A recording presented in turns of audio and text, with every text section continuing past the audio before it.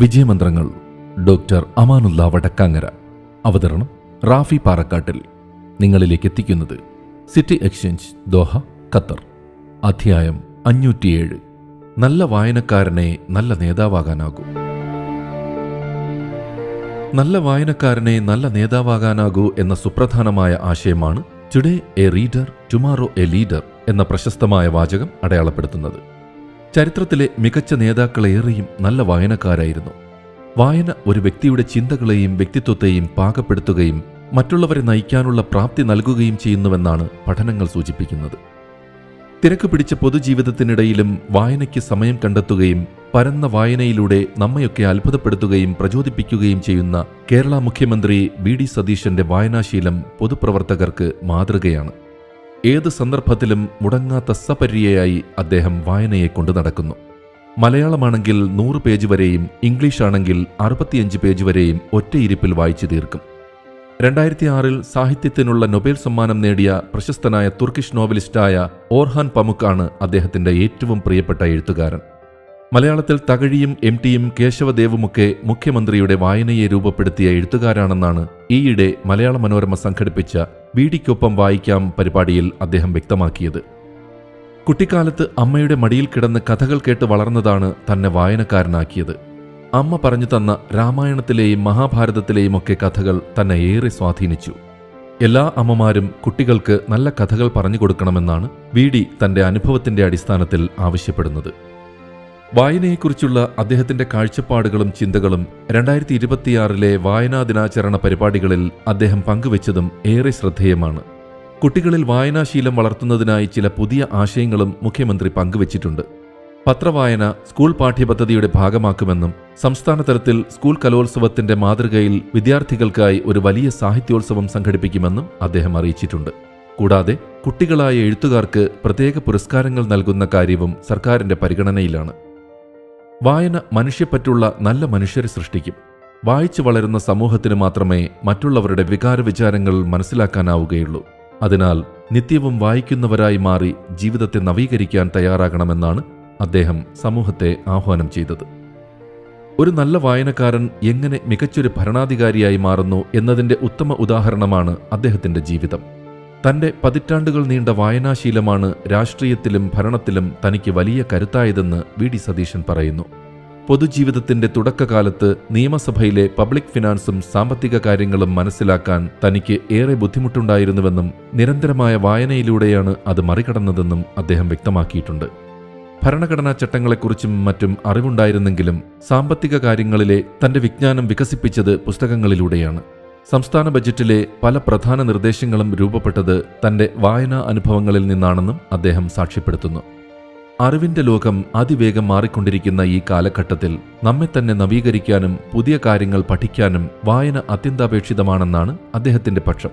വിവരവിസ്ഫോടന കാലത്ത് മനുഷ്യന്റെ ഏറ്റവും വലിയ കരുത്ത് വായനയാണ്. വെറുമൊരു അറിവ് സമ്പാദിക്കൽ മാത്രമല്ല വായന. മറ്റുള്ളവരുടെ ജീവിതവും ദുഃഖങ്ങളും മനസ്സിലാക്കാനും സഹജീവികളോട് സഹാനുഭൂതി വളർത്താനും അത് മനുഷ്യനെ സഹായിക്കും. ലോകത്തുണ്ടാകുന്ന മാറ്റങ്ങളെക്കുറിച്ച് വ്യക്തമായ അറിവുണ്ടാകാൻ പുതിയ കാലത്തെ പുസ്തകങ്ങൾ വായിക്കണം. ആർട്ടിഫിഷ്യൽ ഇന്റലിജൻസ് പോലുള്ള സാങ്കേതിക വിദ്യകൾ മനുഷ്യന്റെ കഴിവുകളെ മറികടക്കുന്ന രീതിയിൽ മാറിക്കൊണ്ടിരിക്കുമ്പോൾ അത്തരം മാറ്റങ്ങളെക്കുറിച്ച് പഠിക്കാൻ വായന അനിവാര്യമാണ്. അറിവ് നേടുക എന്നതിനപ്പുറം സ്വന്തം കാഴ്ചപ്പാടുകളെയും ഭരണ നൈപുണ്യത്തെയും വികസിപ്പിക്കാനുള്ള ഒരു നിരന്തര പ്രക്രിയയായാണ് അദ്ദേഹം വായനയെ നോക്കിക്കാണുന്നത്. മറ്റൊരഭിമുഖത്തിൽ തന്നെ ഏറെ സ്വാധീനിച്ച പുസ്തകമായി അദ്ദേഹം പരിചയപ്പെടുത്തുന്നത് മനുഷ്യന്റെ ലോകവുമായുള്ള ബന്ധം എത്രത്തോളം മിഥ്യയാണെന്ന് തന്റെ വൈകാരികമായ കൃതികളിലൂടെ തുറന്നുകാട്ടി 2017 നോബൽ സമ്മാനം നേടിയ ജപ്പാനീസ് എഴുത്തുകാരൻ കാസുവോ ഇഷിഗുരോ രചിച്ച വിശ്വവിഖ്യാതമായ the remains of the day എന്ന നോവലാണ്. 1989 ബുക്കർ സമ്മാനം ലഭിച്ച ഈ നോവൽ സ്റ്റീവൻസ് എന്ന ഒരു ഇംഗ്ലീഷ് ബട്ട്ലറുടെ ഓർമ്മകളിലൂടെയും യാത്രയിലൂടെയുമാണ് വികസിക്കുന്നത്.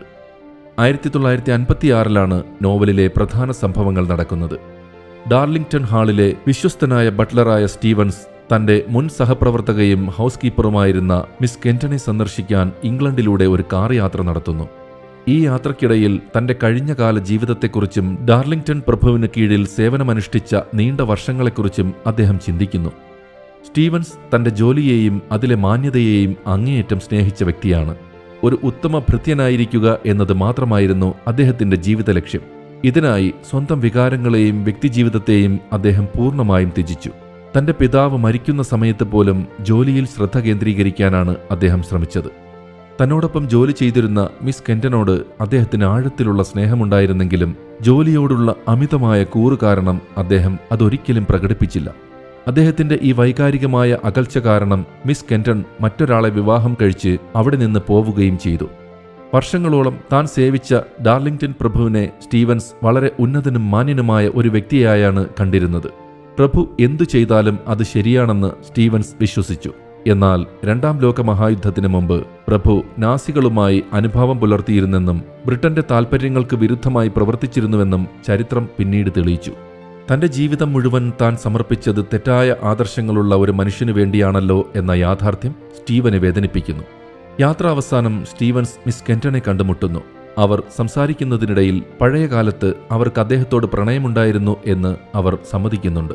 എന്നാൽ ഇനി പഴയ കാലത്തേക്ക് തിരിച്ചു പോകാൻ കഴിയില്ലെന്നും അവർ വ്യക്തമാക്കുന്നു.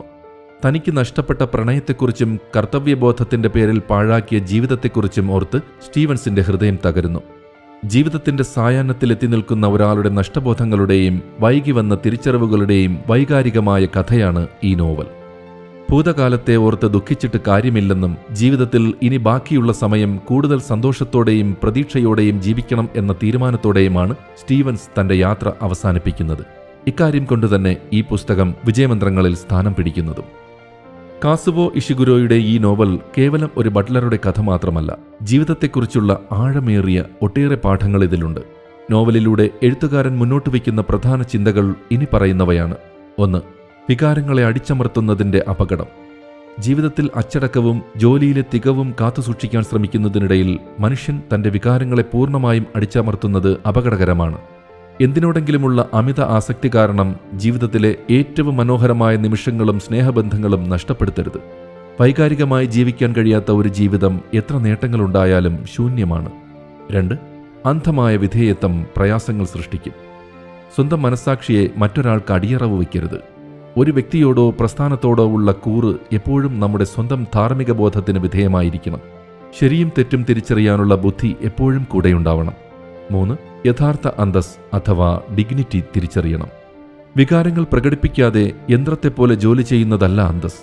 സ്വന്തം തെറ്റുകൾ തിരിച്ചറിയാനും മനുഷ്യനായി ജീവിക്കാനും കാണിക്കുന്ന ധൈര്യമാണ് മാന്യത.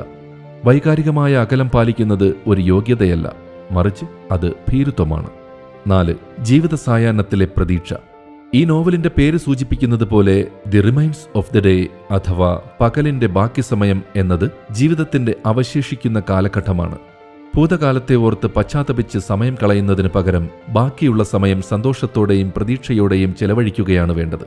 ഭൂതകാലത്തെ കാര്യങ്ങൾ മാറ്റിമറിക്കാൻ കഴിയില്ല. നഷ്ടപ്പെട്ട സമയത്തെക്കുറിച്ച് ഓർത്ത് ദുഃഖിച്ചിരിക്കുന്നതിനേക്കാൾ മുന്നിലുള്ള കുറച്ചു സമയമെങ്കിലും അർത്ഥപൂർണമായി ജീവിക്കാൻ ശ്രമിക്കുക എന്നതാണ് ജീവിതത്തിന്റെ വിജയം. ലോക സാഹിത്യകൃതികളടക്കം വായിച്ചും വിശകലനം ചെയ്തും ജീവിതം ധന്യമാക്കുന്നുവെന്നത് വി.ഡി. സതീശൻ എന്ന മുഖ്യമന്ത്രിയുടെ ഏറ്റവും പ്രധാനപ്പെട്ട ജീവിത മാതൃകയാണ്. വിജയമന്ത്രങ്ങൾ സംബന്ധിച്ച നിങ്ങളുടെ വിലയേറിയ അഭിപ്രായങ്ങളും നിർദ്ദേശങ്ങളും 0097455262575 എന്ന വാട്സ്ആപ്പ് നമ്പറിലോ ceomedia+@gmail.com എന്ന ഇമെയിൽ വിലാസത്തിലോ അറിയിച്ചാൽ സന്തോഷമാകും. ഏവർക്കും ശാന്തിയും സമാധാനവും വിജയാശംസകളും നേർന്നുകൊണ്ട് ഞാൻ റാഫി പാറക്കാട്ടിൽ താൽക്കാലികമായി വിടവാങ്ങുന്നു. പുതിയൊരു എപ്പിസോഡുമായി അടുത്ത ദിവസം കേട്ടുമുട്ടാം.